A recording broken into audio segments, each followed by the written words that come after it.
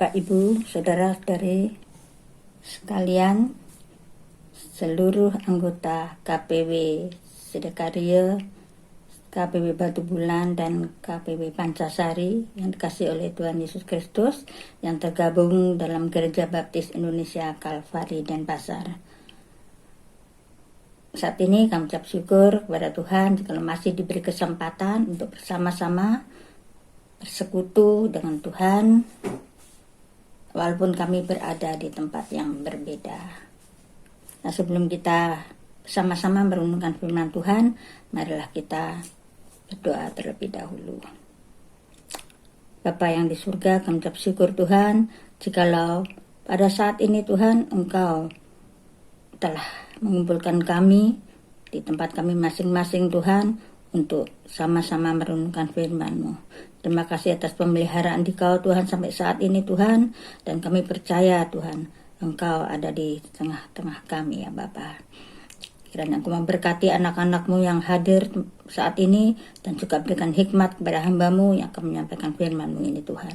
Supaya firman-Mu yang disampaikan ini Tuhan boleh benar-benar menjadi berkat dan menjadi pegangan hidup bagi kami semuanya ya Bapa. Terima kasih Tuhan Yesus.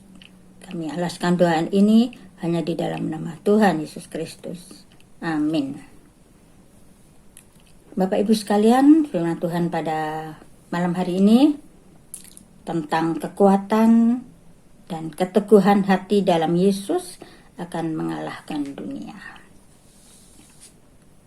Dan saya akan mengambil dari kitab Yosua pasal yang pertama. Kitab Yosua pasal 1 ayat yang ke-7 dan yang ke-8. Di sini kita akan berbicara tentang Yosua. Saya baca dulu ya ayat yang ke-7. Hanya kuatkan dan teguhkanlah hatimu dengan sungguh-sungguh, bertindaklah hati-hati sesuai dengan seluruh hukum yang telah diperintahkan kepadamu oleh hambaku Musa. Janganlah menyimpang ke kanan atau ke kiri, supaya engkau beruntung kemanapun engkau pergi. Nah, ayat ini berbicara tentang Yosua. Kita tahu sebelum bangsa Israel masuk ke tanah perjanjian, maka Musa telah memimpin bangsa Israel itu keluar dari Mesir. Karena memang awalnya bangsa itu berada di Mesir.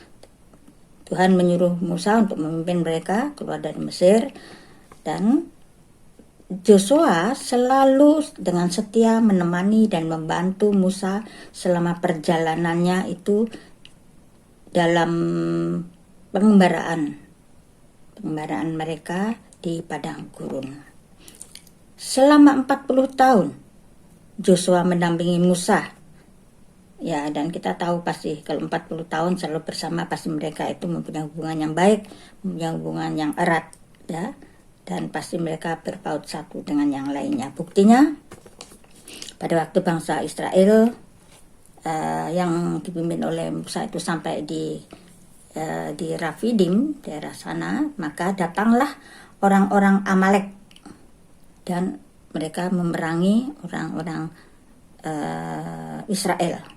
Kemudian Musa menyuruh Yosua, tidak menyuruh orang lain, tapi menyuruh Yosua untuk memilih orang-orang dan agar Yosua bisa memimpin orang-orang itu untuk menyerang dan berperang, memerangi orang-orang Amalek itu. Dan hasilnya adalah kemenangan atas bangsa Israel. Karena apa? Karena Musa juga mendukung di dalam doa. Kemudian yang kedua, yaitu pada waktu Allah menyuruh Musa untuk naik ke Gunung Sinai untuk menerima 2 loh batu yang bertuliskan hukum-hukum yang ditulis oleh tangan Allah sendiri, maka Musa pergi ke gunung itu bersama-sama dengan Yosua juga.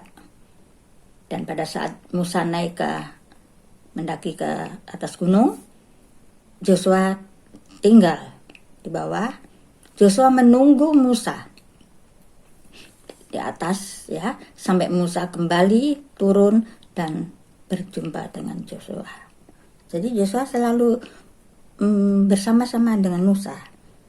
Ada lagi, pada waktu Musa memilih 12 orang untuk mengintai tanah Kanaan, tanah yang dijanjikan oleh Tuhan, maka Joshua juga termasuk di dalamnya. Salah satu pengintai yang dikirim oleh Musa juga Joshua. Joshua ada di sana. Joshua selalu ada. Kenapa? Karena memang Musa dan Joshua itu dekat.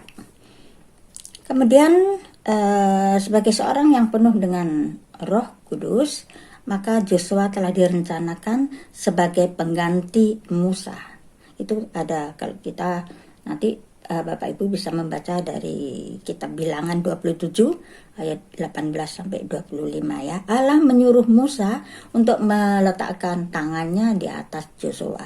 Berarti apa? Berarti Joshua itu sudah ditentukan oleh Allah, sudah direncanakan untuk menggantikan Musa. Karena memang Joshua selalu bersama-sama, sehingga Joshua pasti tahu apa yang dilakukan Musa, bagaimanakah Musa itu, dan dia mungkin sudah bisa mengerti apa yang harus dilakukan. Nah, setelah Musa wafat, maka Allah sendiri yang menugaskan Joshua untuk memimpin bangsa Israel sebagai pengganti Musa. Tentunya ini bukan pekerjaan kecil ya, ini merupakan suatu pekerjaan besar, merupakan suatu pekerjaan yang berat, apalagi yang dipimpinnya itu adalah orang-orang Israel yang Allah sendiri mengatakan mereka itu adalah bangsa yang tegar tengkuk. Yaitu di Keluaran 33 ayat 5, bisa dicatat, bisa dibaca nanti. Nah, karena memang ini adalah suatu pekerjaan yang besar, maka Allah memberikan bekal kepada Joshua. Apa bekalnya? Bekalnya yaitu pada ayat 7 tadi, hanya kuatkan dan teguhkanlah hatimu dengan sungguh-sungguh. Nah, kalau Allah berpesan kuatkan dan teguhkan. Kuat dan teguh itu berarti kan tidak runtuh, tidak roboh, tidak jatuh. Itu kuat. Nah, kalau Allah berpesan supaya Joshua itu menguatkan hatinya, meneguhkan hatinya juga, maka berarti nanti akan ada sesuatu yang akan terjadi yang mungkin itu rawan untuk menjatuhkan Joshua. Makanya Allah berpesan, kuatkan dan teguhkan hatimu dengan sungguh-sungguh. Ya, memang itu perjalanannya besar ya. Sebelum Musa wafat itu pun banyak hal-hal yang begitu menegangkan ya. Nah, kemudian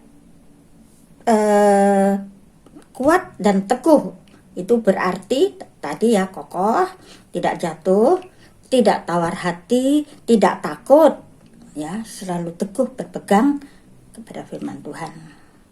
Jadi kalau kuat, kalau teguh itu berarti ya tidak tawar hati ya, selalu memandang ke tujuan.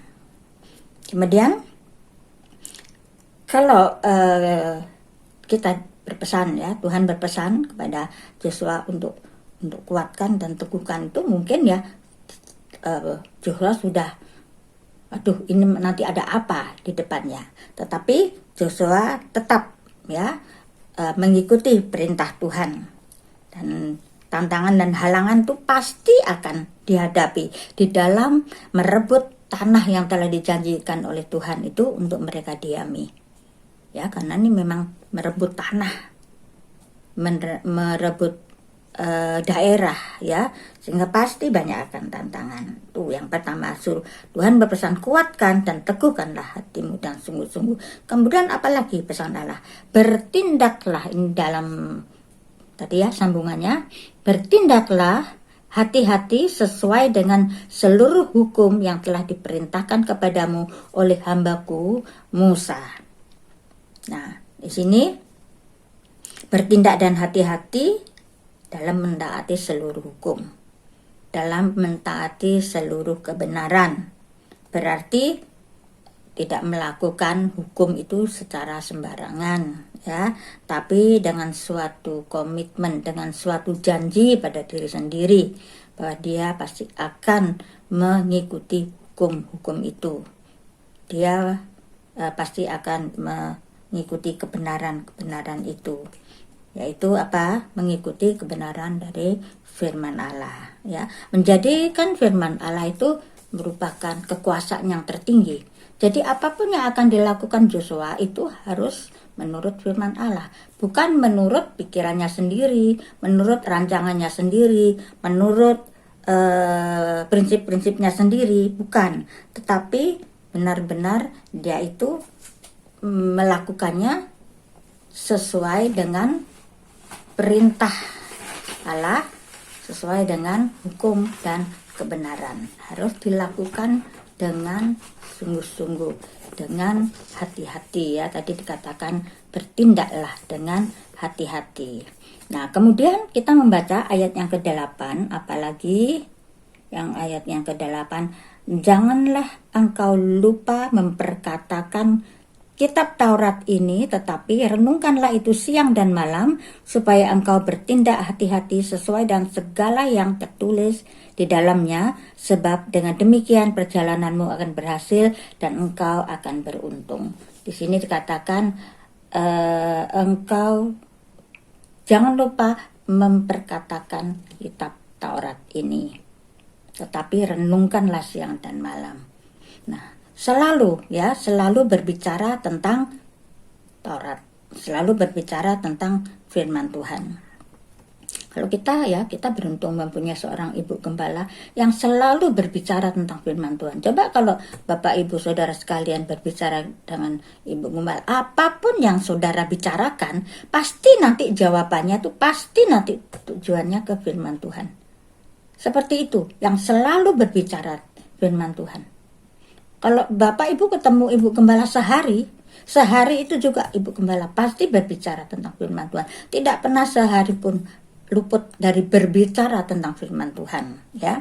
Nah, berbicara tentang firman, kemudian merenungkan firman Tuhan, itu berarti kita membaca bukan asal membaca. Kalau kita membaca firman Tuhan, jadi kalau kita membaca firman Tuhan, merenungkan berarti kita membaca dengan hati, ya. Kemudian ini firman Tuhan ditujukan kepada siapa? Kalau saya yang membaca berarti firman Tuhan ditujukan kepada saya. Lalu apa pesan firman Tuhan kepada saya? Apa yang harus saya lakukan sesuai dengan firman Tuhan? Merenungkan sehingga kita mengerti dan memahami. Kita merenungkan, memohon kuasa Roh Kudus supaya kita bisa paham dan mengerti apa yang menjadi kehendak Tuhan sesuai dengan firman Tuhan itu, ya. Dan kalau kita selalu mengatakan firman Tuhan, berarti firman Tuhan itu pasti ada di dalam hati kita, sehingga kita bisa mengatakan firman Tuhan. Dikatakan selanjutnya, sebab dengan demikian perjalananmu akan berhasil dan engkau akan beruntung. Gitu. Kalau kita mengikuti itu semuanya, maka perjalanan hidup ini akan selalu berhasil. Jadi kalau Joshua mengikuti perintah-perintah ini, dia pasti akan berhasil untuk masuk ke dalam tanah Kanaan, karena dia harus memimpin bangsa yang besar ini, yang tegar tengkuk ini untuk masuk tanah Kanaan. Makanya Tuhan membekali dengan hal-hal ini, ya. Nah, dalam perjalanan kita pun, kita juga akan mencapai sesuatu yang sudah Tuhan rencanakan dan Tuhan sediakan. Perjalanan kita bukan menuju ke tanah Kanaan. Memang di sini kita berbicara tentang Joshua yang membawa mereka ke dalam tanah Kanaan. Nah, tentunya juga kita dalam perjalanan hidup kita ini ada tujuannya, tetapi bukan yang ke tanah Kanaan itu tujuan hidup kita, ya. Ada suatu rencana yang Tuhan sudah rencanakan bagi kehidupan kita. Nah, tentunya di dalam kehidupan kita ini pun, dalam perjalanan hidup kita ini pasti banyak tantangan, banyak hambatan, banyak keluhan mungkin, ya. Bertanya-tanya, kenapa Tuhan kok ini semuanya terjadi? Kenapa Tuhan kok pandeminya tidak selesai-selesai sehingga saya sulit untuk bekerja? Ada aja halangan. Nah, misalkan seperti itu, ya. Nah, di sini kita harus mencontoh kehidupan daripada Joshua ini. Dia selalu menurut firman Tuhan dalam memimpin bangsanya. Jadi kita pun juga harus bisa menjadi pemimpin yang baik, yaitu pertama memimpin diri kita sendiri. Kalau kita tidak bisa memimpin diri kita sendiri, kita tidak bisa memimpin orang lain. Firman Tuhan mengatakan, tetaplah kuat dan teguh. Yang pertama, tetaplah kuat dan teguh. Jadi kita pun juga harus tetap kuat dan teguh, ya, di dalam firman Tuhan. Yang kedua, merenungkan firman Tuhan siang dan malam. Jadi setiap hari harus merenungkan, bukan hanya membaca. Saya bersyukur ya, setiap hari ini kita ada mempunyai beberapa renungan. Pagi-pagi juga sudah ada renungan, kemudian agak siangan, masih pagi juga sudah ada lagi renungan. Kemudian ada lagi suara gembala, kemudian ada lagi ibu gembala, banyak sekali. Ya, jadi kita bisa memakai hal-hal itu atau renungan-renungan ini untuk kita renungkan. Ya, kalau kita melihat seperti renungan Ibu Gembala itu sudah direnungkan, kita tinggal mendengar dengan baik dan kita melakukan, ya. Nah, kemudian apalagi selalu bertindak hati-hati dan melakukan apapun sesuai dengan kebenaran firman Tuhan. Kalau ada kata hati-hati, itu berarti ada sesuatu hal yang bisa terjadi kalau kita tidak hati-hati. Contohnya, kalau Bapak, Ibu, Saudara sekalian mempunyai tempat tidur yang tingginya 2 meter, ya, ke atas. Kalau mau tidur harus naik, lalu naik. Kalau ada yang tidur di situ, kalau Bapak Ibu tidur pasti hati-hati ya. Kalau tidur di sini jangan sampai jatuh. Pasti ada kata hati-hati, karena ada kemungkinan akan bisa terjadi sesuatu. Tapi kalau tempat tidur itu tingginya cuma 20 cm dari lantai, ya enggak ada orang yang bilang hati-hati gitu, enggak ada. Tidur ya sudah tidur aja. Tapi kalau yang seperti itu rawan ya, istilahnya rawan kecelakaan ya. Jadi kita harus berhati-hati juga ya. Jadi bertindak dengan hati-hati dan melakukan apapun dalam kehidupan kita ini sesuai dengan firman Tuhan. Nah, di sini kalau kita melakukan seperti ini, pesan Tuhan kepada Joshua ini kalau diterapkan ke dalam kehidupan kita, maka iman kita akan semakin kuat karena kita selalu merenungkan firman Tuhan. Maka firman Tuhan itu selalu ada dalam hati kita dan iman ini akan semakin hari semakin kuat karena iman itu datangnya dari pendengaran firman Tuhan atau perenungan firman Tuhan itu. Dan Tuhan akan selalu memberkati kita kalau kita mempunyai 3 hal itu, yaitu memberkati kita dengan kebijaksanaan sehingga apapun yang kita kerjakan itu akan menghasilkan kebaikan ya. Kemudian apalagi perjalanan hidup kita bukannya hanya di dunia ini. Memang kita ada dunia ini sekarang, tapi perjalanan hidup kita bukan hanya di dalam dunia ini dan bukan hanya untuk kepentingan jasmani saja, tapi kita juga mempunyai suatu perjalanan kerohanian, yaitu ke tempat yang sudah Tuhan sediakan. Kita belum sampai ke sana ya. Sehingga itu dikatakan oleh firman Tuhan, janganlah engkau menyimpang ke kanan dan ke kiri. Kalau tujuannya kita lurus, kita menyimpang ke kanan atau ke kiri ya tidak sampai tujuan. Ya, jadi firman Tuhan sudah berpesan kepada kita seperti ini. Kemudian kalau Tuhan selalu menyertai Joshua, maka Tuhan pun akan menyertai kita dalam perjalanan hidup kita ini. Jikalau kita mengikuti pesan-pesan daripada Tuhan itu sendiri.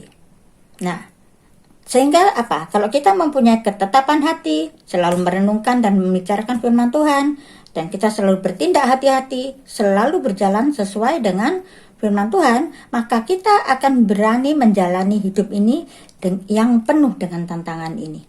Kita akan berani, ya, yang penuh dengan pergumulan ini. Kita tidak akan sampai terpuruk, ya. Nah, seperti sekarang keadaan pandemi ini yang bisa menjadi contoh bagi kita. Jadi janganlah sampai kita itu terpuruk. Kita tidak mungkin sampai terpuruk kalau kita tetap memegang perintah Tuhan itu. Kita tetap mempunyai ketetapan hati. ya, tetap mempunyai firman Tuhan dalam hati. Kita tidak goyah walaupun dunia bergoncang seperti ini. Walaupun perekonomian bergoncang, kita tetap akan teguh. Iman kita tetap kuat di dalam Tuhan, dan kita percaya sebagai anak Tuhan yang tetap dalam Tuhan, Tuhan pasti akan memelihara kita, ya. Dan apalagi Tuhan akan mengajar kita, ya, akan mengajar kita untuk tetap menguatkan hati. Kita pasti akan bisa mengalahkan semuanya itu, karena Tuhan Yesus sendiri sudah mengatakan, aku telah mengalahkan dunia ini. Tuhan telah mati di atas kayu salib, telah dikuburkan dan telah bangkit, sehingga Tuhan sudah mengalahkan dunia ini. Kalau Tuhan sudah mengalahkan dunia, maka kita pun juga harus bisa mengalahkan tipu daya dunia. Kita bisa mengalahkan segala yang membawa kita kepada kejatuhan. Ya, kita bisa mengalahkan kesusahan-kesusahan di dalam dunia ini. Bukan berarti kita tidak susah, tetapi kita bisa mengatasinya itu. Dan Tuhan Yesus telah mengalahkan dunia, Tuhan Yesus telah mengalahkan dosa, dan Tuhan Yesus telah mengalahkan maut. Oleh sebab itu, kita pun sebagai anak-anak Tuhan, kita juga bisa bersama dengan Tuhan, kita bisa mengalahkan itu semuanya. Tuhan Yesus telah mengalahkan dunia, dosa, dan maut. Maka kita sudah diangkat, ya, daripada lumpur dosa itu, dan kita berjalan bersama-sama dengan Tuhan. Joshua telah mengalahkan musuh-musuhnya, dan dia bisa masuk ke dalam tanah perjanjian itu. Maka kita pun juga akan sama dengan Joshua. Kalau Joshua bisa memenangkan semuanya itu, Joshua juga bisa mengalahkan segala musuh-musuhnya. Kita pun juga akan memenangkan dari segala musuh-musuh kita, ya. Nah, sampai suatu kemenangan yang paling sempurna, yaitu pada saat kita berjumpa dengan Yesus pada kedatangan Tuhan Yesus yang kedua kalinya. Saudara-saudara yang kekasih, biarlah firman Tuhan, renungan firman Tuhan saat ini boleh mengingatkan kepada kita bahwa firman Tuhan berpesan kepada kita tetap kuat dan tetap teguh, tetap merenungkan firman Tuhan dan selalu berbicara tentang firman Tuhan, dan selalu bertindak hati-hati. Apapun yang akan kita kerjakan harus sesuai dengan kebenaran firman Tuhan. Semuanya itu bisa kita lakukan kalau kita memohon pimpinan daripada kuasa Roh Kudus. Kiranya Tuhan memberkati saudara-saudara sekalian, dan mari kita berdoa. Puji syukur Tuhan bahwa Engkau telah berbicara kepada kami, Tuhan. Biarlah Tuhan Engkau selalu memberikan hikmat melalui firman ini, Tuhan. Biarlah kami boleh selalu tetap kuat dan teguh dalam Engkau, tetap selalu menyukai firman-Mu, selalu berbicara dan merenungkan firman-Mu siang dan malam. Dan Tuhan, biarlah Tuhan Roh-Mu sendiri yang memimpin kehidupan kita, supaya kita boleh selalu bertindak hati-hati di dalam segala perkataan kami, dalam segala tindak tanduk kami, ya Tuhan. Supaya Tuhan Yesus, dari perbuatan kami ini nama-Mu dipermuliakan. Dan Tuhan Yesus, supaya banyak orang juga Tuhan melihat kemuliaan-Mu di dalam kehidupan kami.